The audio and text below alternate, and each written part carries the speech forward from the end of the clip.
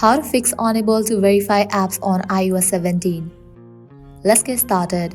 The very first thing you want to do is switch your mobile data to Wi-Fi or Wi-Fi to mobile data. In the case you are using mobile data, switch to Wi-Fi, and if you are using Wi-Fi, switch to mobile data. For that, open your settings. From this page, you can easily be connected to Wi-Fi or mobile data. Just switch it. Likewise, another thing you have to do is scroll down, go to the option General.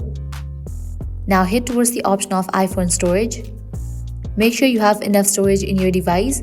If you don't have enough storage, you can just delete unused apps. Head back. Go to the main page of settings. Now open this option Screen Time. Head towards the option of Content and Privacy Restrictions. Open this option iTunes and App Store Purchases. Open this option Installing Apps. Set it to Allow. Likewise, head back. Go to the main page of settings and then head towards the option of General. Go to the option Date and Time. Make sure you have toggle on for this option set automatically. Head back. Open this option VPN and Device Management. Make sure you are not connected to any kind of VPN. Now head back to the main page of settings. At the very top, you will find your Apple ID. Open it. You will see the option of Sign Out. Click on it.